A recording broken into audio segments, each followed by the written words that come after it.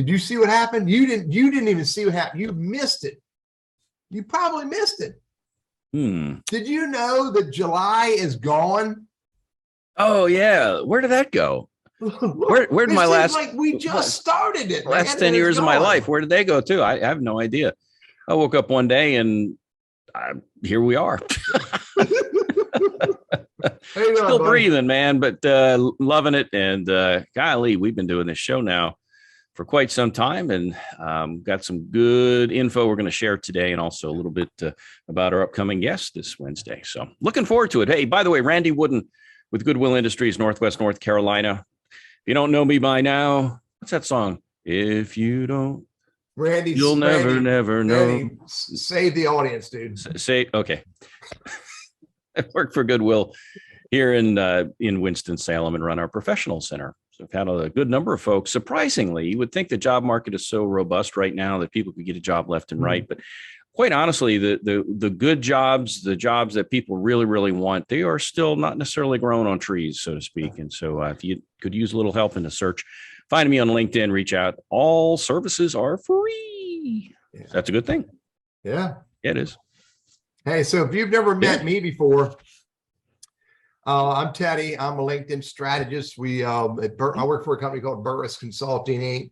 I work for my wife, and we help business professionals who want to use LinkedIn as a business tool, use Sales Navigator as a business tool. We're starting a new division teaching Google Workplace for those who want to use Gmail as a business tool. Love doing what we do, the webinars and seminars and one-on-one coaching, and YouTube videos and courses all over the internet, all over the internet. So, but a couple times a week, at least a couple times a week, Randy and I get together and make a little bit of noise and share some stories. And we do our Wednesday show, 11:55 a.m. Eastern Standard Time every Wednesday. This week got another really cool guest / friend coming to the show. But before we get into that, Randy, did you do the research that I paid? I did. And I got to wonder, is your wife getting jealous? I mean, we spend so much time together, Teddy. I mean, it just all this online chatting, she could get suspicious. You know, there was a day where I would have been arrested for this. All right. We're going to have a little fun today. There's some obscure things or people, at least to me anyway, they were obscure because I hadn't heard of them before. So we're going to throw a few at you, so you can play along at home with us too. And Teddy, put your thinking cap on, buddy. Okay. Births on this date: William Clark. This date, 1770. Any idea who this character is? I'm clear. It's the dude who made the Clark bar. I think that was his great grandson. No, this guy was the William Clark of Lewis and Clark, the expedition. Oh, that was a long time ago. Yep. And the whole Pacific Northwest, they claimed that for the U.S. back in the early 1800s. So there's one. Also, the Star Spangled Banner, written by Francis Scott Key. I used to know all the different verses of that. There were like 5 of them or whatever. Yeah. And, we only know the main one that we hear. But anyway, Francis Scott Key, born on this date, 1779. Was he born in Maryland? It didn't. If it said, I don't recall. Because the Francis Scott Key Hotel in Maryland, that I think was named after him. I think he's from there, but I could be wrong. You spent a lot of time in Maryland, didn't you? Your family there? That's where you grew up. Before the governor kicked me out of that state in 1997. A restraining order. You can't go back, I guess. That's not allowed. The story, and you're sticking to it. Jerry Garcia, Grateful Dead, born in this date, 1942. So now deaths. All right, put your thinking cap on again. I got it. This person passed away in 1903. So a couple of years before you were born. Phew. Martha Jane Canary, like the bird. Martha Jane Canary. You won't know this. I don't know Aunt Martha. And that is the official name of Calamity Jane. Oh. Calamity Jane from the Wild West. Yeah. She was apparently she claimed she was married to Wild Bill Hickok. And a fellow named Captain Egan named her Calamity Jane in 1873 when she saved Captain Egan's life. They were fighting the Injuns, and back in the day. And so apparently she stepped in and blew a few of them away and saved this dude's life. Yeah. Hence the name Calamity Jane. Got another one for you. William Brimley. Remember him from the Quaker Oats commercials? He had the big old mustache. Is that the guy who used to chew on roots? Might have been, yeah. There was another guy with a big beard, Dan something. Dan, the guy with a big beard. I can't think of he was a frontiersman kind of guy. And anyway, I can't remember that one. All right, so events on this date. Got another trivia thing here for you. Joseph Priestley, on this date in 1774, he discovered something. 1774, Joseph Priestley. It wasn't crumbs under his cushion. Was it fire? He discovered oxygen. Well, that's almost like discovering fire. It is. I'm thinking it's been around a long time, but I don't know how he discovered it. But anyway, if you like to breathe, thank this guy, Joseph Priestley. Good for him. He discovered oxygen. He was a chemist back in the day. All right, here's another one. We've all heard of Michelin tires. Mm-hmm. In 1900, the first Michelin guide was put out by the brothers Michelin. It's not a singing group. Apparently, there was more than one Michelin brother. So you may ask yourself, what the heck was a Michelin guide? A Michelin guide. And here's what it was. Now, understand the time was 1900, so it's not like there were a ton of cars out there. Yeah. And let's just say that the road system was a bit primitive. Yeah, right? a little bit. Yep. And so when you think of like AAA guides where you can go and look in, let's say Maryland, for example, you can go and look and see all the cities and all the places you can eat and all that.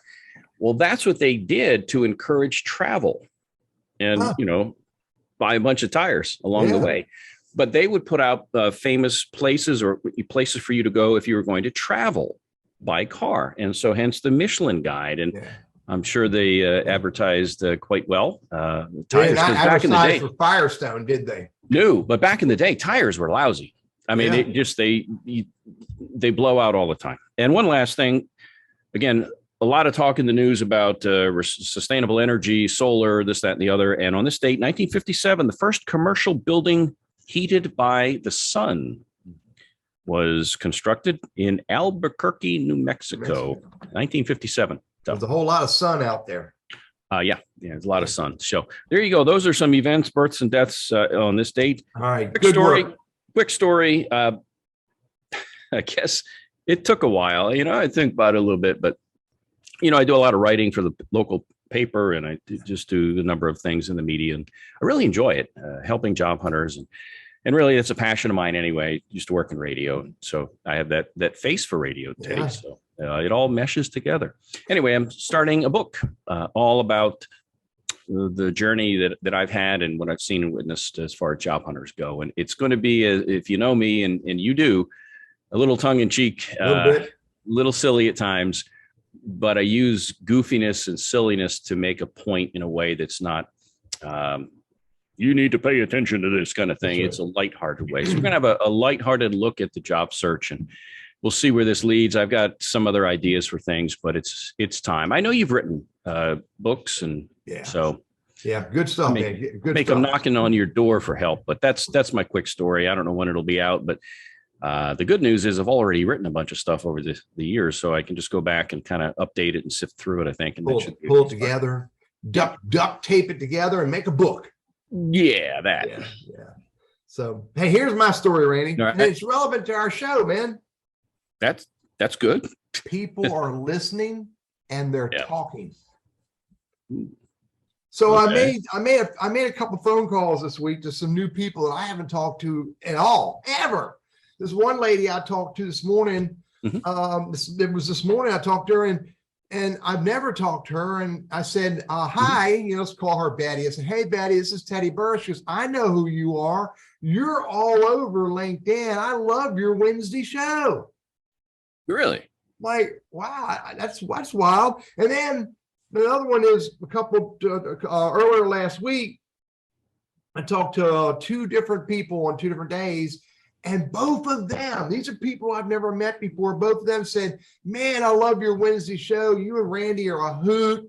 And it's like, well, man, I don't always want to be a hoot. He goes, yeah, but you give some good stuff with your special guests. And I've never heard of this guy before. Never met him before. Yeah. So my point is this, if you're doing it right, my mom used to say, keep your nose clean and do it right. Yeah. People are listening and they're talking. Yeah. And you and I aren't anything fantastic besides being world renowned, podcasters. There's that. Yeah. There's that. But we're nothing different than anybody else. Keep your nose clean, do right by others, make good noise, and people will listen. And then they'll start talking. So I'm just wondering, so does this mean now it's time for me to ask for a raise from you? Is that? So Randy, before we did today's show, I sent you an email and it said, the conversation today does not give you authority to ask for a pay raise yet. Okay. Hey, just in case anybody's keeping score at home, neither of us get paid for this thing. Yeah. We have a sponsor and that offsets largely the cost of production and so forth. But I don't work for Teddy. He doesn't work for me. Yeah. We just do this. It's a labor of love. And we really enjoy what we do. And it's a chance to share some knowledge, not just our knowledge, but to bring in some really cool guests. And I know, Teddy, we've got another one coming up. Yeah. And he also attends a lot of our shows too. So he's one of us. Yeah, and I sometimes refer to him as our friendly stalker because he shows up every week to see what we're talking about. And he participates in it. And and we're joking. Todd Porter is his name. Todd Porter is a recruiter out of Greensboro. Todd's going to join us in a little bit different recruiter conversation. He's going to talk about the state of recruiting, what's going on, what's happening as we're coming out of what my words, no official words, that you're moving out of this pandemic. But also Todd's going to talk about secrets a recruiter will never tell you. Does that mean we have to talk like this when we do it? Yeah, so nobody else hears us. Yeah. And we also have to make sure that everybody who's on the show promises not to tell anybody. Don't tell anybody. Okay. But anyway, Todd Porter on the 4th coming up in a couple days, 11:55 a.m. Eastern Standard Time. You need to join us and participate in the conversation. I promise you it'd be well worth your time and be of interest and maybe even a little fun. I think it's the 3rd, actually, Teddy. The big old calendar on the wall over here, I think, is pointing to Wednesday is the 3rd. So for those keeping score at home. Now I got a problem, Randy, because I think I'm busy on the 3rd. Okay, well, we'll figure it out. Hey, I got a quick tip for you. All right, buddy. And this is something that you see from time to time about, all right, I see an ad. Should I apply right away? Should I wait? How do we navigate this thing? And of course, I'm pretty plugged into SHRM, Society of Human Resource Management, and they put out what I'll call best practices from time to time. And a lot of that is input from recruiters who are out there in the real world, sharing what they see and providing their advice. So the short version is don't wait like we used to do back in the day. We'd wait a couple, 3 days until all the mailed in and faxed in resumes arrived. And then ours would come in the mail a few days later and be one of a few. If you don't act on it in the first couple, 3 days, you could be behind the scene here with this thing. And also go to the company's website to apply, because you'll also pick up some intel from the actual organization. And from time to time, too, the ad may not have been pulled from Monster or Career Builder or wherever. Mm-hmm. So you want to double check, make sure it actually still appears on the company's site. So that's my quick tip. Good. Yeah, I'm with you. So, and I say apply as quickly as you can and start networking all around that company to get into a good conversation. So, all right, Randy, here's my tip. And my tip comes from frustration. Ooh. Okay. Make sure your email address and your phone number, maybe even your company name, is in the email signature of your email. There is nothing more frustrating when you're trying to have a business conversation with someone through email and they say, hey, let's get on the phone and talk. Or we say, hey, I'm going to give you a call, and you don't know the dude's phone number because it's not on. Put it on your email. Put it in a signature. Make it easy for people to get a hold of you. You are more likely to be successful in life the more accessible you are. Yeah, Teddy, and you may have misspoken there a moment ago because, my antenna, I keenly listen to every word that rolls off those, the tongue over there. I think you left out the word phone number. You got back to it. But again, on the email signature at the bottom, make sure you put your phone number on there to include the area code. Oh yeah. Because Email address and phone number. All of that stuff. And I'm with you. Same thing. I run into that. And in fact, just had a conversation the other day with a client about that. You want me to be able to call you back? Don't make me go into some database to search for you. Or if you've left it off your LinkedIn, it's not there either. Now, how am I supposed to call you? But do I really need to call you back if you haven't provided all the intel? So make it easy. And so you're right on point, Teddy. Cool. All right, buddy. I will be there on the 3rd, by the way. My people just adjusted my schedule. We'll have Perfect. Todd Porter on 11:55 a.m. On Wednesday. We'll see everybody then. Randy, I'll talk to you later, buddy. All right, bud. See you. All right, bye.